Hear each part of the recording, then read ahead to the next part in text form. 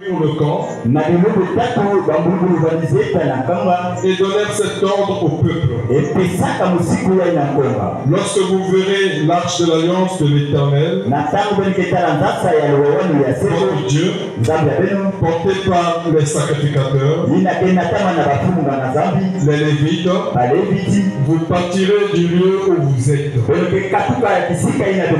Et vous vous mettrez en marche après elle. Mais il y aura entre vous et elle une distance d'environ 2000 coudées. Ne l'approchez pas. Elle vous montrera le chemin que vous devez suivre. Car vous n'avez point encore passé par ce chemin. Je te dis au peuple, sanctifiez-vous, car demain l'Éternel fera des prodiges au milieu de vous. Et je te dis aux sacrificateurs, portez l'arche de l'alliance et passez devant le peuple. Ils portaient l'arche de l'alliance et ils marchèrent devant le peuple. L'Éternel dit à Josué, aujourd'hui je commencerai à t'élever aux yeux de tout Israël, afin qu'ils sachent que je serai avec toi comme j'ai été avec Moïse. Tu donneras cet ordre aux sacrificateurs qui portent l'arche de l'alliance. Lorsque vous arriverez au bord des eaux de Jourdain, vous vous arrêterez dans le Jourdain. Je te dis aux enfants d'Israël, approchez et écoutez les paroles de l'Éternel votre Dieu. Je te dis, à ceci vous reconnaîtrez que le Dieu vivant est au milieu de vous, et qu'il chassera devant vous les Cananéens, les Étiens, les Éviens, les Phéréziens, les Girgasiens, les Amoréens, les Jébusiens. Voici l'arche de l'alliance du Seigneur de toute la terre va passer devant vous dans le Jourdain. Maintenant, prenez 12 hommes parmi les tribus d'Israël, un homme de chaque tribu. Et dès que les sacrificateurs qui portent l'arche de l'Éternel, le Seigneur de toute la terre, poseront la plante des pieds dans les eaux du Jourdain, les eaux du Jourdain seront coupées. Les eaux qui descendent d'en haut, et elles s'arrêteront en un morceau. Le peuple sortit de ses tentes pour passer le Jourdain. Et les sacrificateurs qui portaient l'arche de l'alliance marchaient devant le peuple. Quand les sacrificateurs qui portaient l'arche furent arrivés au Jourdain, et que leurs pieds se furent mouillés au bord de l'eau, le Jourdain regorge par-dessus toutes ses rives tout le temps de la moisson. Les eaux qui descendent d'en haut s'arrêtèrent et s'élevèrent en un morceau à une très grande distance près de la ville d'Adam, qui est à côté de Satan. Ceux qui descendaient vers la mer de la plaine, la mer salée, complètement coupée. Le peuple passa vis-à-vis de Jéricho. Les sacrificateurs qui portaient l'arche de l'alliance de l'Éternel s'arrêtaient de pied ferme sur le sec, au milieu du Jourdain, pendant que tout Israël passait à sec, jusqu'à ce que toute la nation ait achevé de passer le Jourdain. Que Dieu bénisse la lecture de la parole. Vous pouvez vous asseoir. Donc le titre de la prédication, on l'avait commencé le mercredi. Quand on va le terminer aujourd'hui, c'est les eaux de séparation.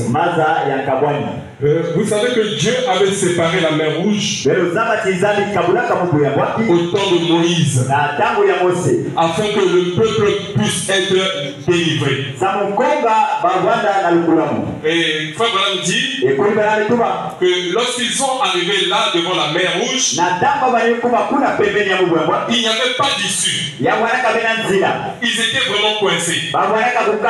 Et même le général de Pharaon, quand il a vu la scène, il a dit, cette fois-ci, les Hébreux nous sont livrés entre nos mains. Et il a dit à Pharaon que le Dieu d'Israël est un piège de soldat. C'est-à-dire un soldat, c'est-à-dire que c'est un soldat qui ne connaît rien. Alléluia. Comment se fait-il qu'il conduit le peuple vers un obstacle et il n'a pas assuré son arrière? Et quand il a dit cela, c'était un blasphème. Alors la Bible dit que la colonne de feu qui était avec Moïse est repartie en arrière afin d'assurer l'arrière. Il y a eu un barrage qui empêchait à ce que les Égyptiens ou l'armée égyptienne puissent venir fondre sur le peuple de Dieu. Et lorsque cette muraille s'est levée, alors ce général a dit, voyez, l'Éternel est en train de combattre pour eux. Alléluia. Nous allons dire quelque chose ici. Si le frère peut retrouver ça, je ne lui ai pas donné le passage. Dans la brochure La puissance de la décision,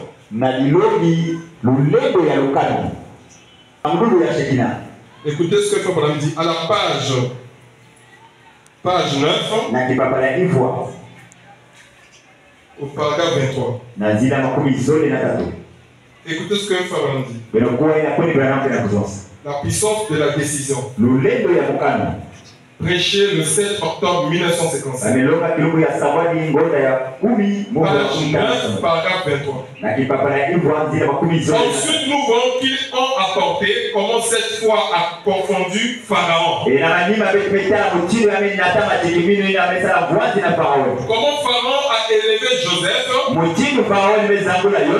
juste au palais royal. Il l'a nourri. Il fut donné les meilleures choses. Et il a fait de lui un homme bien fort. Il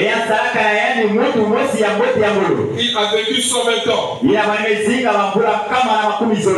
diable élève l'enfant de Dieu pour qu'il accomplisse l'œuvre de Dieu.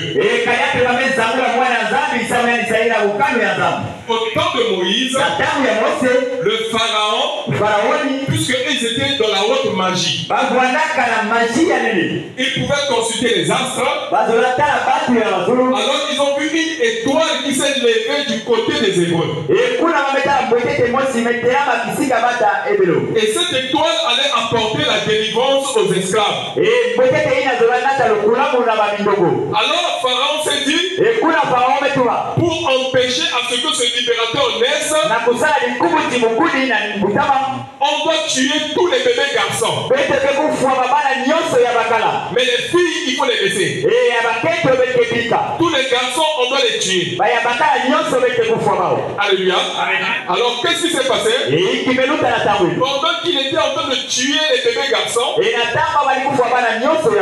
Moïse était né. Moïse est né au moment de la persécution. Et la maman de Moïse a gardé le bébé chez elle à la maison pendant 3 mois. Par la foi, les soldats passaient là, le bébé pouvait pleurer, mais il n'écoutait pas. Alléluia. Il pouvait rentrer dans la maison, parce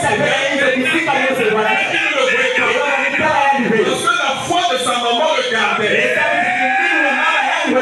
Alors, après les 3 mois, lorsque sa foi a commencé à faiblir, elle a pris l'enfant, elle a pris une corbeille, elle a enduit le poids, le goudron, et elle a mis le bébé à l'intérieur, elle a remis le bébé entre les mains de l'Éternel, au bon soin du Nil. Et alors, l'Éternel Dieu des armées, on dit que dans le Nil était plein de crocodiles. Mais pourquoi il avait mis le goudron? Parce que le goudron là, ça chassait, ça émettait une odeur. Et cette odeur-là chassait les crocodiles. Et alors, frère Branham dit que Dieu avait pourvu de 10 000 anges qui devaient veiller sur cette corbeille-là. Deux crocodiles ne pouvaient toucher cette corbeille. Si tu es un élu de Dieu, si tu es choisi de Dieu, Dieu envoie des anges pour veiller sur tes pas. Car il est écrit, il n'est pas des justes sont conduits par l'Éternel. Si tu es ici ce soir, c'est par la volonté parfaite de Dieu. Et alors, l'Éternel a dirigé la corbeille jusqu'à dans la maison de Pharaon.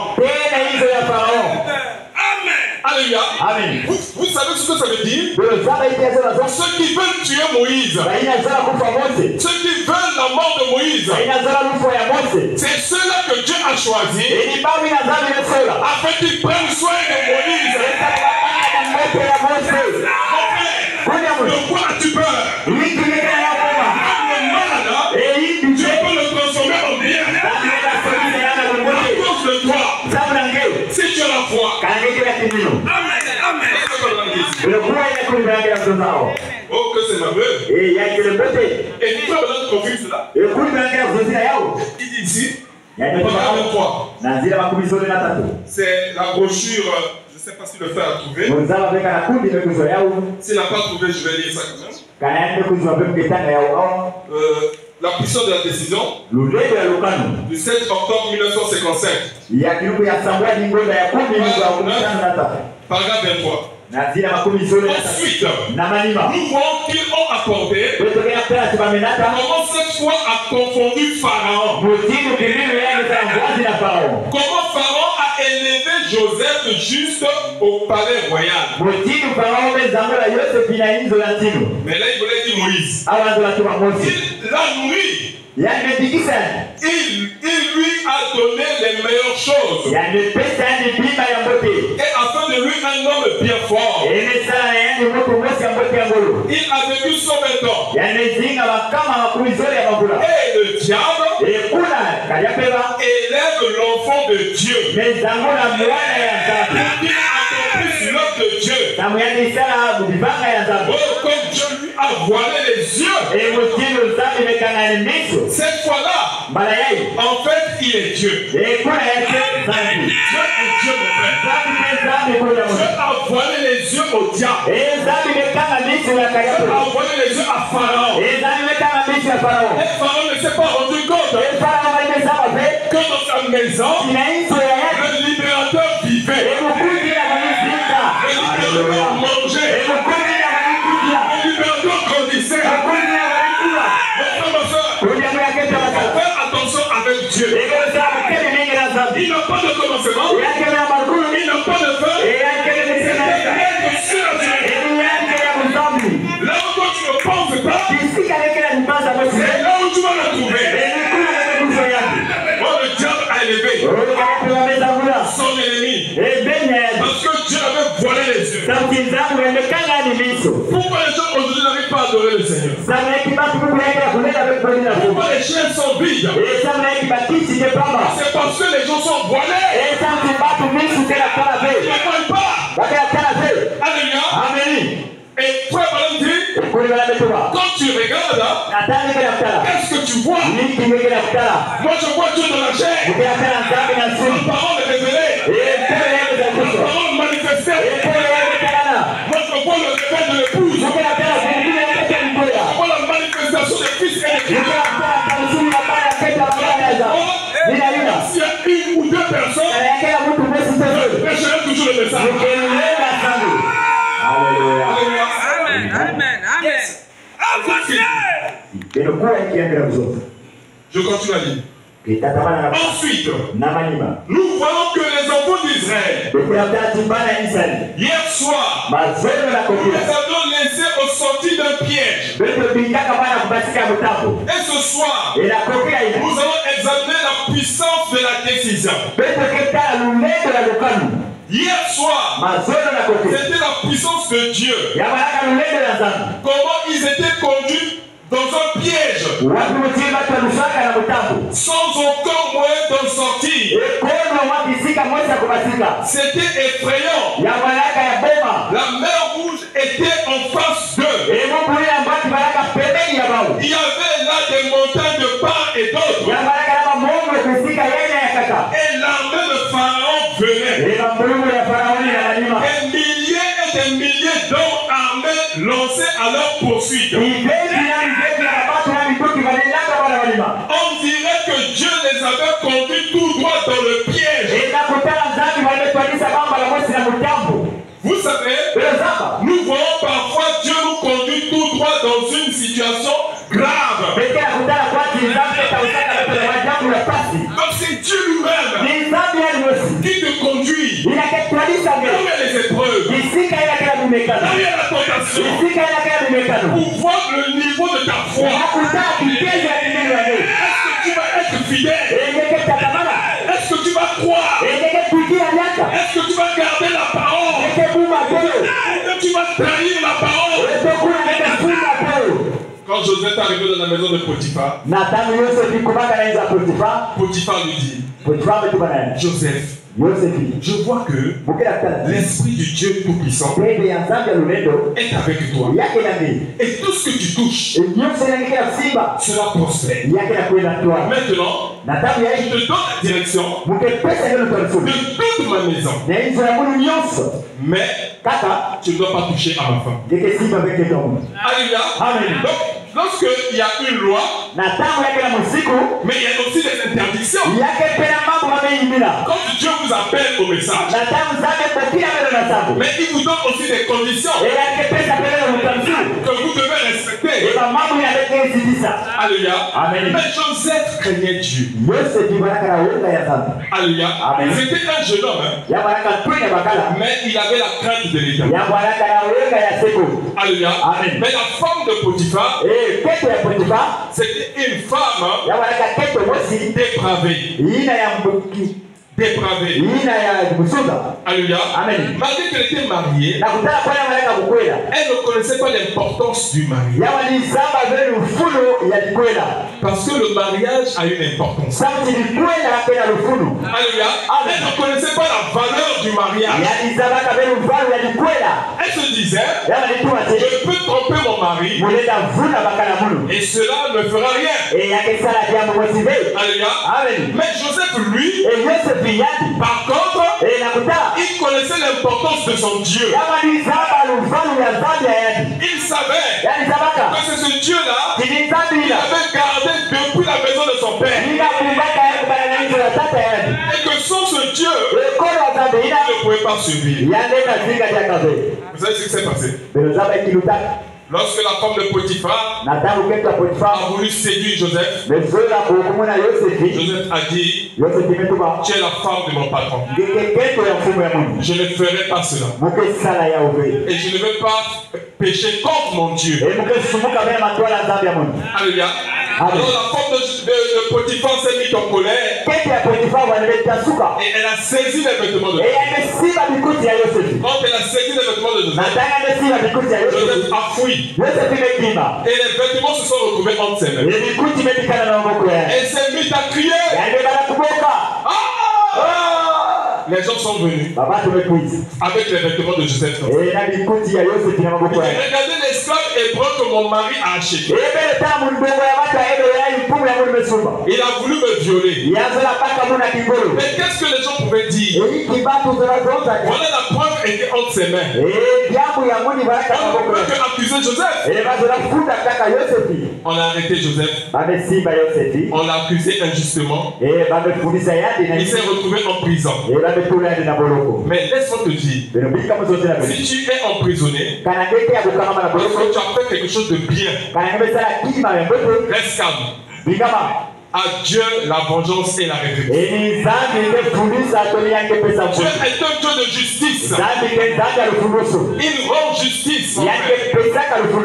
Peu importe le temps, la vérité finit par triompher. Le mensonge vient très vite. Mais la vérité finira toujours par triompher. Amen. Je vais continuer à lire. Il dit ici. Vous savez, nous voyons parfois Dieu nous conduire tout droit dans une situation grave. Pour ensuite nous en délivrer. Et manifester sa puissance. Et sa gloire. Et lorsque Moïse a invoqué Dieu, Dieu a dit, tenez-vous tranquille et voyez le salut de Dieu. Voilà, n'est-ce pas là un encouragement? Tenez-vous tranquille. Mon frère, ma soeur, ils étaient en face de la mer Rouge. Il n'y avait plus d'issue. Il n'y avait plus un chemin. Et ils étaient entre la vie et la mort. L'ennemi était derrière eux. La mer les empêchait. Mais Dieu avait fait une promesse à Abraham, selon laquelle ta semence possédera la porte de ses ennemis. Peu importe la porte, que ce soit les eaux, que ce soit le feu, que ce soit les montagnes, peu importe la porte, typiquement la semence d'Abraham, la semence d'Abraham la possédera. Que ce soit la mort, que ce soit la maladie, que ce soit le péché, peu importe la porte, qui va se tenir devant un fils et une fille de Dieu, elle la possédera. Alléluia. Alors qu'est-ce qui s'est passé?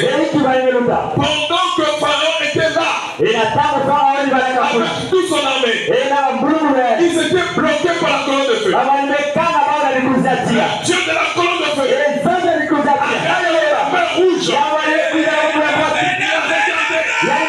la mer rouge avec des yeux de colère.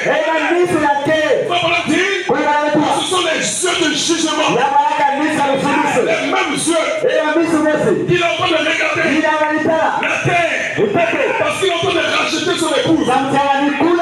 Et quand il va racheter son épouse, le jugement de Dieu s'abat sur les méchants. Ceux qui ont les bombes atomiques, ceux qui ont les bombes nucléaires, ils vont subir le jugement de Dieu. Et quand l'Éternel regardez la mer rouge avec les yeux de colère, la mer a eu peur et a fait un chemin pour les racheter. Et durant toute la nuit, Dieu envoie un vent impétueux. Il a soufflé sur la mer et l'a séparé en deux. afin que les enfants d'Israël puissent marcher à pied sec. C'est-à-dire, le vent a frayé un chemin jusqu'à ce qu'il n'y ait plus la boue. Parce que tu ne voulais pas que ces enfants se salissent. Ils devaient marcher à pied sec. Un chemin bien préparé. Un chemin bien tracé. Où il n'y a pas de pierre. Où il n'y a pas d'obstacle. Voilà pourquoi je vous ai dit, je m'en vais vous préparer une place. Afin que là où je suis, vous y soyez aussi. Je suis le chemin, je suis la vérité, et je suis la vie. Venez à moi, vous tous qui êtes fatigués et chargés, et je vous donnerai le repos.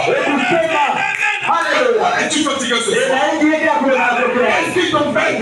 Qu'est-ce qui te tracasse? Il y a quelqu'un qui t'a déjà précédé, qui a tout préparé pour toi. Je vais vous dire quelque chose. Dans Josué,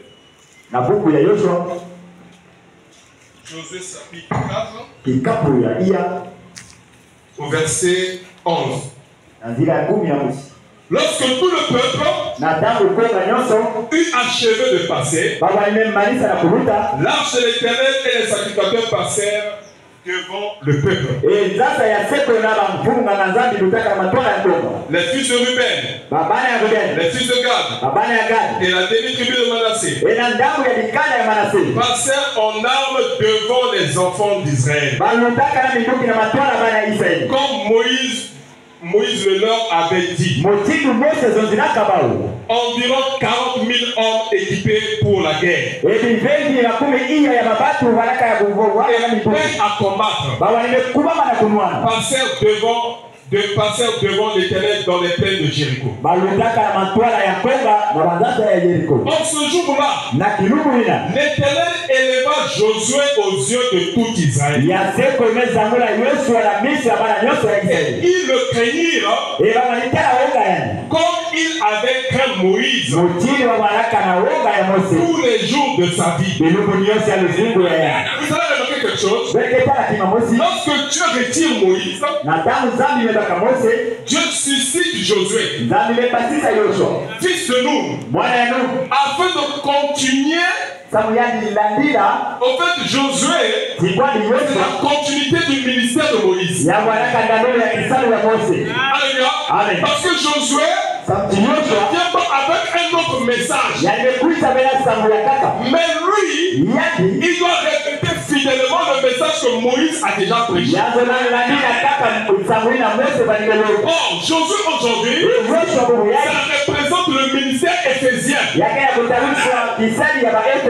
ministère éphésien, c'est quoi? Ce sont les auxiliaires. Alléluia. C'est-à-dire que Dieu a suscité Branham comme le Moïse de ce jour. Il est aussi un libérateur. Il est venu nous libérer de quoi? Il est venu nous libérer du péché. Il est venu nous libérer de l'Odyssée. Il est venu nous libérer des systèmes des églises. Alléluia. Il est venu nous libérer de la fausse foi et de la fausse religion. Donc lui aussi c'est un libérateur. Mais quand Dieu l'a retiré, Dieu doit susciter le ministère éphésien. On appelle le ministère de Josué afin de continuer à proclamer le message. Alors qu'est-ce qui va se passer? Dieu doit maintenant prouver aux yeux du peuple qu'il est aussi avec Josué. Alléluia. Avec Moïse, Dieu a accompli des grands prodiges. Et parmi les plus grands prodiges, c'était de séparer la mer Rouge. Alléluia. Mais avec Josué, Dieu ne sépare plus la mer. Mais Dieu sépare le Jourdain. Or, le Jourdain, c'était au moment de la crue. Oh, le Jourdain, c'est une rivière. Alors, non, pas une rivière. Alléluia. Et cette rivière descendait de la montagne. Le peuple était dans la vallée. Et c'était au moment de la moisson. C'est-à-dire au moment où le Jourdain est dans toute sa force. Et c'est en ce moment que Dieu dit à Josué, lève-toi et traverse le Jourdain. Parce qu'aujourd'hui, je vais te glorifier devant le peuple. Afin qu'ils sachent que je suis avec toi, comme j'ai été avec Moïse. Parce que ce peuple a déjà vu le signe. Ils ont vu comment j'avais séparé la mer rouge. Quand ils vont voir que j'ai encore séparé le Jourdain, ils comprendront que c'est le même Dieu. Ils comprendront que c'est le Dieu vivant qui est au milieu d'eux. En réalité, les tabernacles, c'est l'église du Dieu vivant. Parce que Dieu n'est pas le Dieu des morts. Mais Dieu, c'est le Dieu qui vit. C'est le Dieu qui agit. C'est le Dieu qui censure. Alléluia. Alors, qu'est-ce qui va se passer? Quand ils sont arrivés devant le Jourdain, ce n'était pas un bon moment mon frère. Il y avait une période où tu pouvais traverser le Jourdain en marchant seulement. Mais c'était à l'époque où le Jourdain était dans toute sa force. Même si tu nageais, tu ne peux pas la traverser. Mais Dieu dit à Josué, je vais te donner une conduite afin que tu traverses le Jourdain. Tu diras aux Lévites qui sont de la descendance d'Aaron, ils n'ont qu'à porter l'arche. Alléluia. Et quand ils porteront l'arche, quand leurs pieds toucheront le bord de l'eau, les eaux du Jourdain doivent s'arrêter. Parce que les eaux là doivent reconnaître leur créateur. Qu'est-ce que le dit? Oh, que c'est merveilleux. Dans la brochure, possédant les portes de l'ennemi. Prêché le 8 juin 1959. Page 10, paragraphe 43. Écoutez ce que le dit. Ainsi, lorsqu'ils arrivèrent au Jourdain, après que Josué eut été nommé commandant en chef de l'armée, il y avait une époque, Josué était un simple frère. Parmi eux, il servait Moïse. Mais il y a eu un moment, Moïse l'a imposé les mains. Moïse a enlevé son manteau. Il a placé cela sur Josué. Alléluia. Alors, comme on dit ici, oh, que c'est merveilleux. Ainsi, lorsqu'ils arrivèrent au Jourdain, après que Josué eut été nommé commandant en chef de l'armée, il était placé positionnellement. L'onction de Dieu était sur lui. C'était lui le choix de Dieu. C'était lui l'élu de Dieu. Ne blaguez pas. Celui que Dieu a choisi. Lorsqu'ils arrivaient là, tout au bord de l'eau, ils purent regarder de l'autre côté et voir Jéricho. Donc ils étaient de ce côté-ci. Le Jourdain descendait. De l'autre côté, ils voyaient Jéricho. Oh, Jéricho c'est quoi? Jéricho c'est une ville pécheresse. Une ville païenne que Dieu a donnée à Israël ne les dévouez pas interdits. La promesse d'Israël était de l'autre côté du Jourdain. Donc pour prendre possession de la promesse, il devait traverser d'abord le Jourdain. Le Jourdain était un obstacle. Alléluia. Qu'est-ce qui t'empêche ce soir de prendre possession de ta promesse? Qu'est-ce qui t'empêche ce soir de prendre possession de la guérison divine? Qu'est-ce qui t'empêche ce soir de prendre possession du baptême du Saint-Esprit? Est-ce que c'est Novelas qui t'empêche de prier? Est-ce que ce sont les zigs magiques? Est-ce que ce sont les matchs de Barça? Tu n'arrives plus à prier? Tu n'arrives plus à te consacrer? Tu n'arrives plus à jeûner? Qu'est-ce qui t'empêche ce soir?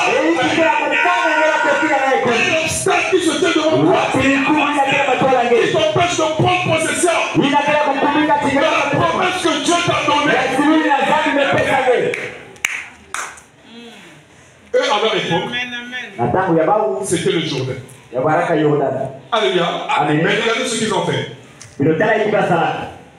Alléluia. Amen. Je continue à lire. Ils purent regarder de l'autre côté et voir Jéricho. Mais entre les deux, tandis que Josué avait son armée toute prête. Donc l'armée était prête. Or l'armée c'est aussi le peuple de Dieu. Lorsque les sceaux sont brisés, le peuple de Dieu devient l'armée de l'Éternel. Les enfants de Dieu deviennent l'armée de l'Éternel. Parce que quand les sceaux sont brisés, on donne à chacun de nous une épée pour combattre. Lorsque les sceaux sont brisés, ange puissant descend avec le livre et il remet à chacun d'entre nous par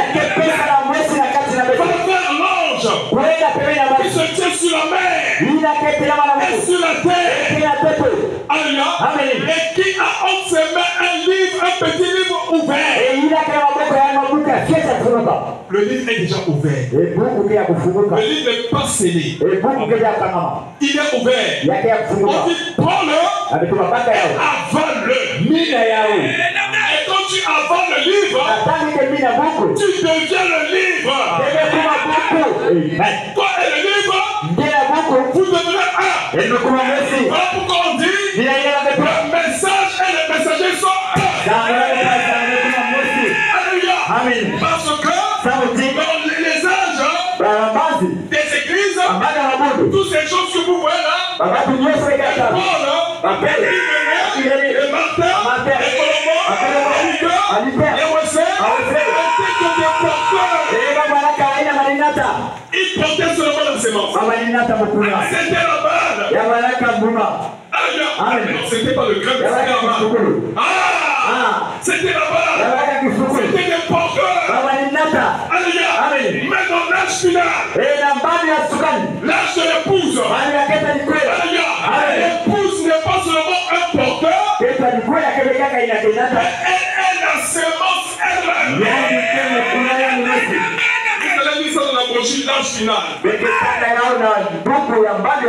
L'épouse n'est pas seulement un porteur, mais elle est la sémence elle-même. Elle est sortie de la balle. Elle est sortie du pentecôtisme.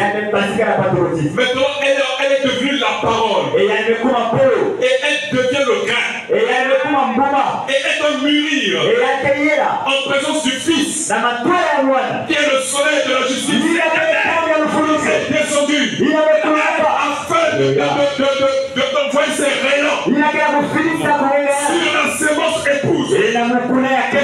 Alors cette sémence épouse va commencer à refléter la lumière du soleil, être semblable au soleil. Oh, que c'est merveilleux. Je continue à lire. Voilà, écoutez ce que Paul dit. Alors que Josué, tandis que Josué avait son armée toute prête, il y avait une porte, et cette porte s'appelait le Jourdain. Mais la promesse de Dieu est valable pour toutes les portes. Quelle que soit la porte, la promesse de Dieu est valable.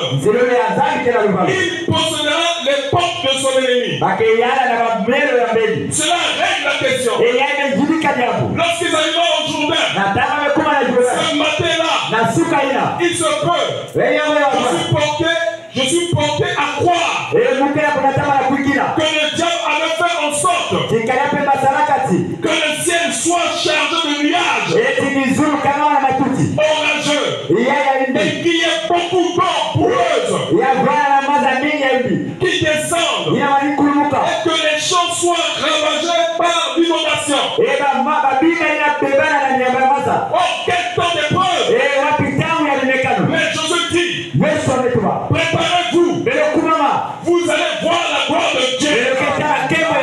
Et il se sanctifiait et se préparait. Alléluia. Vous pouvez voir le diable qui avait chargé les nuages. Donc, à tel point qu'il y avait une grande pluie. Et que le Jourdain s'était tellement rempli pour les empêcher de passer. Parce que c'est le travail du diable. Il sert toujours de contre-point. C'est notre adversaire. Il vient toujours en opposition. Alléluia. Mais Josué, lui, il suivait les instructions. Le peuple était déjà prêt. Alléluia. Voilà pourquoi il dit ici, Josué dit, oh, quel temps d'épreuve. Mais Josué dit, préparez-vous. Vous allez voir la gloire de Dieu. Et il se sanctifiait et se préparait. Alléluia. Ils se sont préparés alors que tout semblait aller à l'encontre. Alléluia. Donc tout était contraire. Mon frère, ne cherche jamais que les choses soient faciles dans ta vie. Dieu n'a jamais dit cela. Dieu, c'est celui qui crée toujours l'adversité. Alléluia. Et quand il y a l'adversité, cela prouve que Dieu est avec toi. Mais s'il n'y a pas d'adversité, ça veut dire que tu n'as rien. Le diable ne veut que tenter celui qui a quelque chose. Alléluia. Le diable ne veut que tenter celui qui a quelque chose. Mais si le diable te laisse tranquille, si tu n'as pas des épreuves, si on ne te critique pas, si on ne se moque pas de toi, si on ne cherche pas de jour comme de lui, ça veut dire quelque chose. Mais toi, lorsqu'on te critique, tu te fâches. Tu n'es pas encore arrivé quelque part. Il y a encore des trous. Il faut qu'il y ait des épreuves. Il faut qu'on parle du mal de toi. Il faut qu'on se moque de toi. Alléluia. Parce qu'on l'a fait à Jésus. Il dit, si moi le bois vert, on m'a traité ainsi, qu'en sera-t-il de vous? Les bois secs. Un bois sec, c'est un bois sans vie. Alléluia. Si lui, qui est Dieu, on a craché sur lui, on l'a insulté, on a arraché la barbe, on a menti sur son corps, mais il a tenu bon. Connais-tu de toi et de moi? Pourquoi cherchons-nous la facilité? Pourquoi voulons-nous que tout le monde nous applaudisse? Le chemin du ciel, c'est un chemin individuel. C'est un chemin personnel. Tu ne viens pas à l'église à cause de un tel. Mais tu viens à l'église pour ton âme. Amen. Amen. Il dit ici. Auquel temps d'épreuve. Mais Josué dit, préparez-vous. Vous allez voir la gloire de Dieu. Et ils se sanctifièrent et se préparaient. Ils se sont préparés alors que tout semblait aller à l'encontre. Alléluia. Amen. Ils se sont préparés alors que tout semblait aller à l'encontre. Donc tout était contraire. Mais ils n'ont pas regardé à ça. Le problème pour eux, ils ont respecté les instructions. Dieu dit au peuple, marche-moi, vous précédez. Parce que vous n'êtes jamais passé par ce chemin. Mais il y aura une distance d'environ 2000 coudées entre vous et l'arche. Alléluia. C'est-à-dire, vous devez respecter la parole. Alléluia. Vous devez marcher selon la parole. Vous devez vivre selon la parole. Alléluia. Aujourd'hui, les gens n'ont pas le respect envers la parole. Ils vivent comme ils veulent. Ils agissent comme ils veulent. Alléluia. Mais Dieu n'agit pas ainsi. Alléluia. Je vais vous lire quelque chose ici. Je vais lire si je peux retrouver ça. Le 8 septembre 1957. À la page 18. Au paragraphe 94. Écoutez ce que Frère Branham dit. Vous savez que le sang vient du sexe mâle. Et aussi quelqu'un a-t-il dit, oh, Jésus était un juif. Il n'était pas juif. Oh, nous sommes sauvés par le sang juif. Non, nous ne le sommes pas. Si nous étions sauvés par le sang juif, nous serions toujours perdus. Jésus n'était pas juif. Il n'était pas. Alléluia. Maintenant, à la page 23, il dit ici, au paragraphe 119, un peu en bas, et le Saint-Esprit nous fait entrer dans cette communion avec lui. Alors nous ne marchons pas plus selon les choses du monde, mais nous marchons dans l'esprit vivifié. La parole est venue à nous. Il est mort à ma place et je suis rendu vivant. Mais voici moi qui étais autrefois mort dans le péché et les transgressions. Je suis rendu vivant. Tous mes désirs, c'est de le servir. Tout mon amour est pour lui. Il faut que tous mes pas soient faits en son nom. Alléluia. Amen. Voilà pourquoi je disais que les pas des justes sont conduits par l'Éternel. Il faut que tous mes pas soient faits en son nom.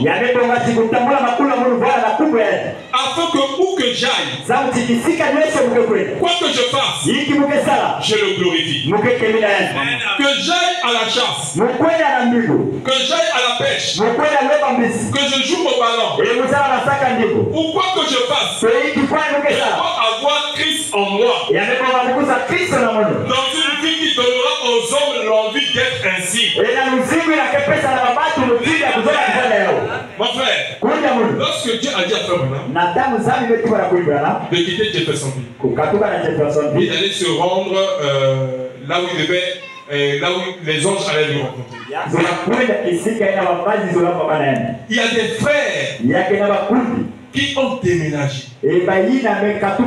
seulement parce qu'ils ont appris que Frère Branham a quitté Jeffersonville. Ils ont déménagé et ils l'ont suivi là où Frère Branham était. Ils ont acheté des parcelles à côté de Frère Branham pour être les voisins de Frère Branham. Mais qu'est-ce qui les a tirés? C'est la vie que Branham menait. Mon frère, c'était un homme spécial. C'était un homme spécial. Après notre Seigneur Jésus-Christ, s'il y a un homme qui a vécu la parole de Dieu, c'était bien frère. Et sa vie a tiré les gens. Maintenant, je veux te poser la question. Est-ce que ta vie attire? C'est la question que tu dois te poser. Est-ce que ta vie est comme le miel? Parce que quand quelqu'un a le miel attire. Est-ce que ta vie attire les gens? Ou bien ta vie repousse les gens? C'est la question que nous devons nous poser. Parce que les gens ont quitté là où ils étaient pour suivre Frère Branham. Alléluia. Amen. Il le suivait pourquoi? Mais parce que cet homme était un homme spécial. Pas seulement parce qu'il faisait des miracles. Pas seulement parce qu'il a fait marcher les boiteux. Pas seulement parce qu'il a ouvert les yeux des aveugles. Mais parce que la vie qu'il était une vie spéciale. Il avait en lui la vie éternelle. Et c'est ce que Frère Branham nous dit ici. Il faut que tous mes pas soient faits en son nom. Afin que où que j'aille, quoi que je fasse, je le glorifie. Que j'aille à la chasse, que j'aille à la pêche, que je joue au ballon.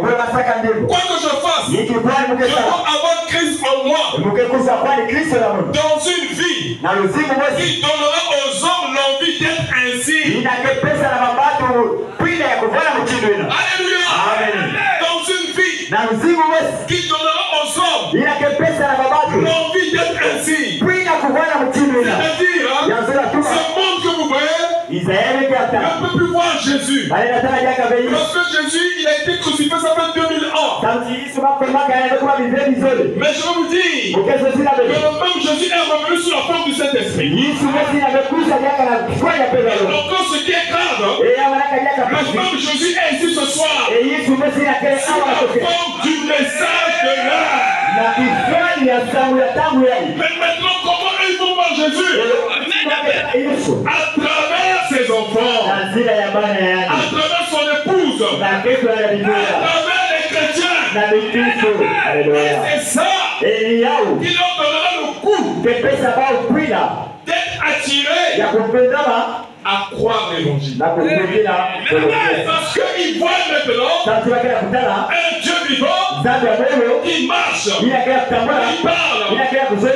Alléluia. Un Dieu vivant qui va à la chasse, qui va à la pêche, qui va au travail, qui va au marché, qui fait la lessive. Je voyais dans les hommes. Quel mystère. Que j'aille à la chasse, que j'aille à la pêche, que je joue au ballon, quoi que je fasse, je dois avoir Christ en moi. Dans une vie qui donnera aux hommes l'envie d'être ainsi. Sans commérage, sans médisance. Si tu encore commères, je ne sais pas, dans la pyramide, où je vais te mettre. Parce que ça, c'est des escaliers qu'il faut monter. Donc si tu es en train de le commémorer, donc tu n'es même pas ici sur le tableau. Tu es ici en bas. Alléluia. Amen. Dans le monde. Alléluia. Amen. Mon frère, il est temps que nous puissions gravir l'échelle de Jacob. Un jour, pendant que Jacob était en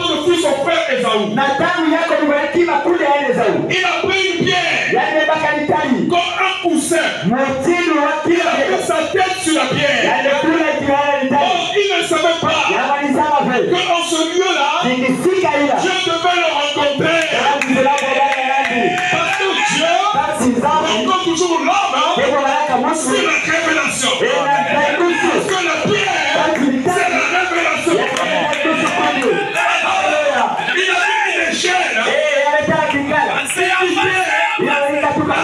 Jusqu'au ciel. Et sur cette échelle, les anges descendaient et montaient. Au-dessus de l'échelle, quelqu'un était assis. Il était semblable à un fils de l'homme. Alléluia. C'est là où on va l'appeler Jacob. Jacob. Dit, oh, dit, mes seigneurs, mon Seigneur. Qu'est-ce qui se passe? Je vois les anges monter, descendre. Et le Seigneur est assis au sommet. Alléluia. Il dit certainement c'est ici la porte du ciel. Alléluia. Il dit c'est ici la porte du ciel. Nous devons gravir cette échelle que Jacob avait vue. C'est ça. La pyramide. Parce qu'au sommet, Dieu était assis. Et les anges montaient et descendaient. Alors, vous voyez tout ici là, ce sont des messages. Alléluia. Donc les anges montaient et descendaient. Alléluia. Mais ces anges-là descendaient où? Sur la révélation. Alléluia. Donc Dieu ne traite qu'avec celui qui a la révélation. Si tu n'as pas la révélation, Dieu ne traitera pas avec toi. Si tu es en dehors de sa parole, Dieu ne traitera pas avec toi. Si tu continues à être commère, Dieu ne traitera pas avec toi. Dieu ne traite avec que ceux qui croient à sa parole. Je vais continuer à lire. Vous allez voir que toutes ces choses-là, je vais vanter ça, mais c'est dans le message. Alléluia. Il dit ici, dans une vie qui donnera aux hommes l'envie d'être ainsi, sans commérage, sans médisance, ni dispute. Donc ça veut dire quoi? Les enfants de Dieu ne doivent pas se disputer. Laissez la dispute pour les païens. Laissez la dispute pour les incrédules. Il peut arriver que nous avons des désaccords. Parce que nous sommes des humains. Mais si tu as failli, ou ton frère a failli, alors essayez d'arranger ça ensemble. Pardonnez-vous mutuellement et continuez à avancer. Mais ne restez pas là à tirer. Parce qu'un enfant de Dieu ne tire pas. C'est le diable qui tire. Les colères qui font une année. Les colères qui font 2 ans. Alors que bientôt nous allons prendre la Sainte Seine. Donc tu ne veux pas prendre la Sainte Seine. Alléluia. Pour s'approcher de la table du Seigneur, il faut d'abord aller te réconcilier avec ton frère et ta soeur. Et ensuite tu viens à la table du Seigneur. Parce que la table du Seigneur, ça veut dire la communion. Alléluia. Et lui-même le Seigneur nous a donné l'exemple. Il a pris une serviette, il a ceint, et il a appelé ses disciples, il a commencé à leur laver les pieds. Pierre a dit non Seigneur, tu ne peux pas laver mes pieds. Jésus lui a dit, alléluia, celui qui a les pieds lavés est déjà pur. Alors Pierre disait à Jésus, mais si tu dois me laver les pieds, lave-moi aussi la tête. Jésus a dit non, Yesu wetu wa la tête. Les pieds. Pourquoi les pieds? Ce sont les pieds qui ramassent toute la saleté. Les pieds vont dans les toilettes. Les pieds vont au champ. Les pieds vont partout. Les pieds vont même chez les prostituées. Alors je dois te laver les pieds. Alléluia. Et celui qui a les pieds lavés est déjà pur. Et puis il a dit, Jésus lui dit, si je te lave pas les pieds, tu n'auras pas de part avec moi. Alléluia. Donc Dieu doit nous laver les pieds. Dieu doit nettoyer nos pieds. Dieu a dit à Moïse, cette terre sur laquelle tu te tiens est une terre sainte. Tes choses sur toi.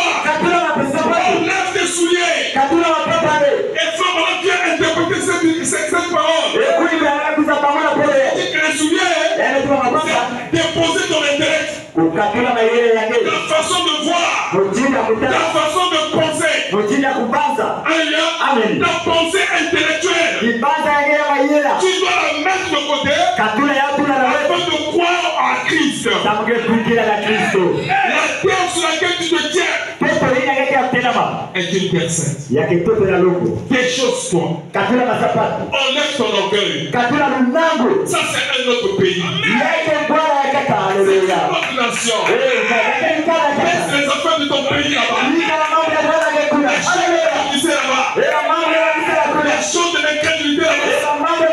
Les choses du péché là-bas. Ça, c'est un autre pays. Je ne sais pas si vous comprenez. Alléluia. Il dit, dans une vie qui donnera aux hommes l'envie d'être ainsi, sans commérage, sans médisance, ni dispute au sujet de vos églises. Vous comprenez cela? Oh, que c'est merveilleux. Voilà pourquoi les gens ont déménagé pour aller acheter des maisons là où Abraham vivait. Parce qu'ils avaient vu en lui un homme différent. Abraham, il n'y avait pas de commérage. Abraham, il n'y avait pas la médisance. En lui, il n'y avait pas la dispute. Et ils ont dit ça, c'est quel genre d'homme? Alors aujourd'hui, toi et moi aussi nous avons cette possibilité de vivre le message. Afin que notre vie soit tellement salée pour attirer le monde. Je vous dis, il y a d'autres personnes qui ne vont pas croire par la prédication. Mais ils vont croire par votre vie. Là où je travaille, à la pharmacie, il y a une musulmane là. Il y a ouvert une boutique à côté de chez nous. Alléluia. Cette musulmane là, elle est tombée gravement malade. Mais elle sait que je suis pasteur.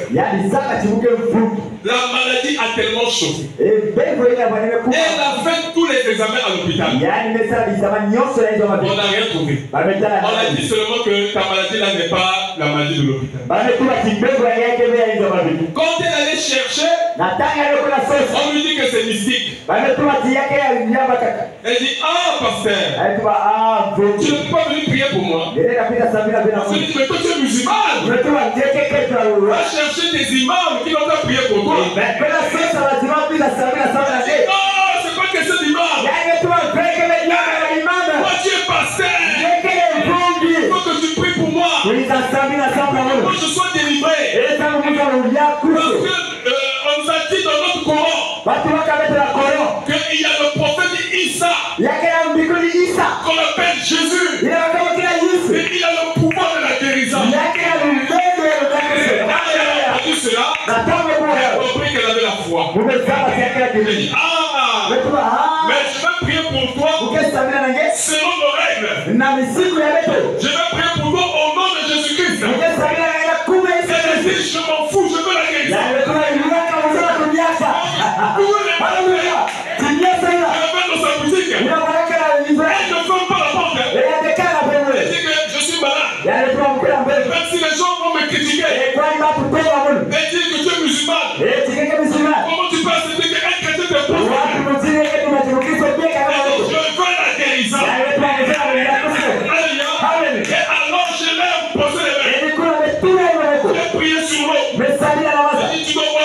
Chaque matin, elle vient prêcher les postes de elle est totalement guérie. Est-ce que je peux te donner? Et tu ne pourras rien me donner. Ce que tu peux faire, si tu pouvais le faire, c'est de donner ta vie à Jésus. Mais, alléluia, elle a dit, je vais préparer un bon plat. Et tu viendras manger. Alléluia. Mais elle, je n'ai pas prêché l'évangile. Mais en voyant ma vie, en voyant que j'étais pasteur, elle a dit que c'est possible que je reçoive ma guérison. Or, Dieu n'a besoin que de la foi. Peu importe qui tu es. Pendant dit que tu peux même commettre un crime. Et tu es rentré dans une église où le message est prêché dans sa priorité. Si tu te réponds, Dieu te pardonnera. Parce que ce message, c'est l'expiation, mon frère. C'est Christ qui s'est personnifié dans un message. Alléluia. C'est Christ personnifié. Donc, mon frère, il est temps que nous puissions nous réveiller. Alléluia. Il dit, dans une vie qui donnera à l'homme l'envie d'être ainsi, sans commérage, sans médisance, ni dispute au sujet de vos églises. Vous comprenez cela? Nous sommes baptisés dans un seul esprit. Vous formez un seul corps. Donc, nous sommes baptisés dans un seul esprit pour former un seul corps. Donc on ne dira plus que celui-ci est Larry, celui-ci est Bochi, celui-ci est Kouyou. Non. Quand le Saint-Esprit vient, il vient nous unir. Et nous formons une seule et même personne. Lorsque celui-ci est en difficulté, cela doit nous concerner tous. Lorsque celui-ci a un problème, nous tous nous devons être concernés. Alléluia. Parce que nous formons un seul corps. Alléluia. Oh, que c'est merveilleux. Je vais vous lire quelque chose encore. Prêché le 5 octobre 1958. Page 15. Tout ici. Au paragraphe 97. Il dit ici. Dieu aujourd'hui, il essaie de nous vider de tout ce qui est du monde, de nous amener à nous vider complètement et à être des hommes et des femmes sans peur, qui aiment Dieu et qui vont rester avec Dieu. Ils vont franchir la ligne de séparation. Le Jourdain a fait qu'il puisse nous utiliser pour sa gloire. La ligne de séparation, c'est le Jourdain. Ce sont les eaux de séparation. Parce que le Jourdain nous sépare de la promesse de Dieu. Au temps de Josué, c'est le Jourdain qui les séparait de Jéricho. Au temps de Élie, le Tisbite, c'est le Jourdain qui les séparait des chars de feu qui allaient enlever Élie. Voilà pourquoi Élie devait aller de l'autre côté du Jourdain. Alléluia. Amen. Il dit, c'est maintenant l'heure. 98. C'est maintenant l'heure où je veux que vous réfléchissiez sérieusement. Si vous n'avez jamais traversé ce lieu-là, si vous n'avez jamais franchi cette ligne-là, que vous dites encore, eh bien ma mère faisait partie de cette église, eh bien, ça ne prend pas votre place à vous. Ça, c'est l'espérance de ta maman. Ça, c'est l'espérance de ton papa. Mais Dieu a besoin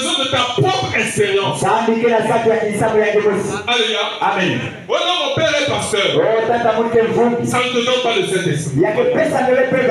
Alléluia. Amen. Oh, ma mère avait cru le message au temps de Kukabateke. Lorsque le message était venu à Brazzaville, cela ne te donne pas le droit d'avoir le Saint-Esprit. Tu dois faire toi-même ta propre expérience. En faisant quoi? Tu dois traverser le Jourdain. Le Jourdain, c'est quoi? C'est la séparation entre le naturel et le spirituel. Parce que tel que tu es naturel.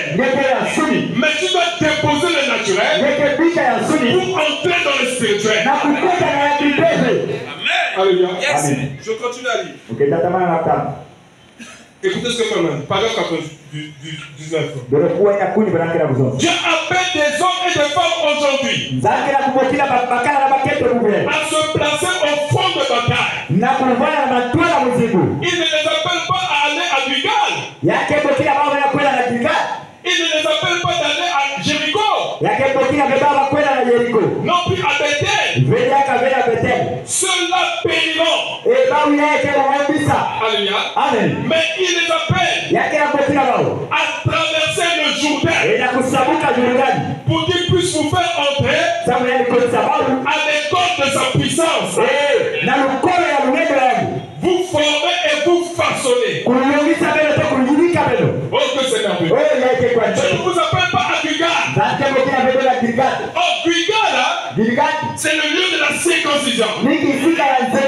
C'est-à-dire, toi-même tu essaies de faire des efforts pour abandonner les jeux de cartes, pour abandonner la cigarette, pour abandonner la convoitise. Tu essaies de faire des efforts. Alléluia. Mais Dieu n'a pas besoin de tes efforts. Mais Dieu a besoin de ce que lui a déjà accompli. À la croix, il a offert son fils comme sacrifice en guise de nos péchés. Et alors nous devons croire à ce qu'il a fait là-bas. Dieu ne nous appelle pas à Bethel. Bethel, c'est l'église. Alléluia. Dieu ne nous appelle pas à Jéricho. Jéricho, c'est le monde. Alléluia. Mais écoutez, là où Frère Branham dit Dieu nous appelle. Dieu appelle les hommes et les femmes aujourd'hui à se placer au front de bataille. Il ne les appelle pas à Gilgal. Il ne les appelle pas à aller à Jéricho. Il ne les appelle ni à Bethel. Ceux-là périront. Il dit ces lieux-là périront. Alléluia. Mais il les appelle à travers le Jourdain pour qu'ils puissent vous faire entrer à l'école de sa puissance. À lui, vous formez et vous façonnez. Mais ce qu'il fait ici même, il fait descendre l'esprit de son fils. Il accomplit des signes, des prodiges et des miracles. Ce que le monde n'avait pas vu dans les derniers 2000 ans. Le monde scientifique, on a pris la photo, la colonne de feu, l'homme du Seigneur est accroché à Washington DC. Ce soir, dans la galerie de l'art religieux, le seul être surnaturel qui n'a jamais été photographié avec preuve scientifique. Il produit ces mêmes signes et prodiges. Qu'est-ce que c'est? C'est de traverser le Jourdain. Alléluia. Quand on parle de ces choses-là, il dit que si ces choses-là sont apparues, c'est parce que lui, Branham, a traversé le Jourdain. Ah oui! Ce n'était pas facile. Mais il a enduré, mon frère. Il a marché seul avec Dieu. Au milieu des critiqueurs. Pendant que tout le monde disait qu'il était fou. Toutes les religions l'avaient mis dehors. Mais il a persévéré avec le Seigneur. Et voilà Dieu vient le récompenser. En venant prendre la photo avec lui. En lui disant, mon cher ami, n'aie pas peur. Je suis avec toi. Pour la colonne de fer est comme ça. Sur son épaule. Donc Dieu a tenu comme ça. Laisse Dieu pour la photo. Allez, faites la photo. Quand ils ont pris la photo, la colonne de fer était sur son épaule.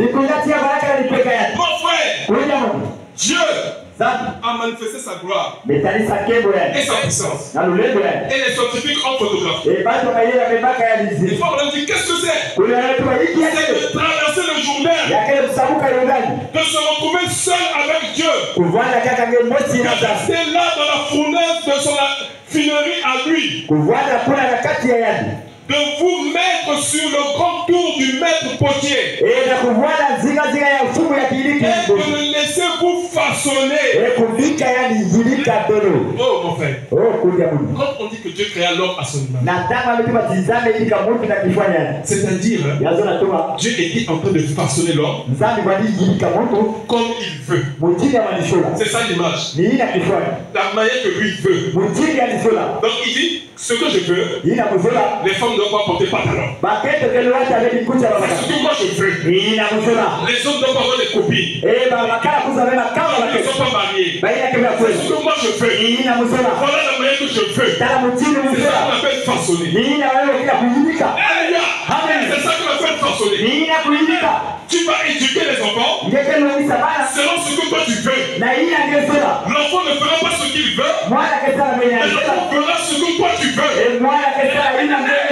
Voilà pourquoi moi je n'aime pas les mamans qui aiment dorloter les enfants. L'enfant, il faut l'éduquer. S'il agit mal, il faut le chicoter afin qu'il puisse marcher selon la parole. Il dit ici, oh, et de laisser vous façonner. Ce soir, alors que nous sommes en prière, alors que nous venons à ce lieu-là, mettez-vous là, sur son tour, et dites Seigneur, me voici, façonne-moi et forme-moi à ta manière, à toi. Voilà la chose. Quand tu viens à l'église, dis Seigneur, parle-moi. Je veux que tu me transformes à ta manière. Pas comme moi je veux, mais comme toi tu veux. Alléluia. Et tu vas voir le changement de vie. Façonne-moi à ta manière. À toi. Et Dieu le fera. Oh, on va terminer. Sinon, je peux encore prêcher pendant 2 ou 3 heures. On va s'arrêter pas.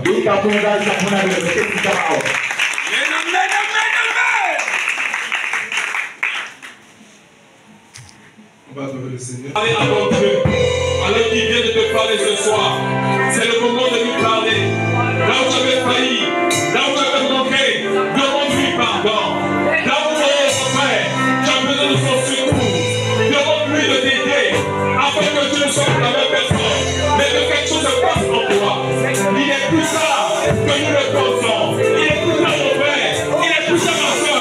C'est l'occasion qui t'est donnée de recevoir la Saint-Esprit. C'est l'occasion qui t'est donnée de te repentir. C'est l'occasion qui t'est donnée de mettre à ton monde. Prions le Seigneur. Au nom de Jésus. Élevons la gloire. Prions le Seigneur. Seigneur Jésus, nous te disons merci ce soir. C'est toi qui nous as parlé, Père. Oh Dieu, nous ne saurons comment te remercier. Toi qui as séparé la mer Rouge, toi qui as séparé le Jourdain.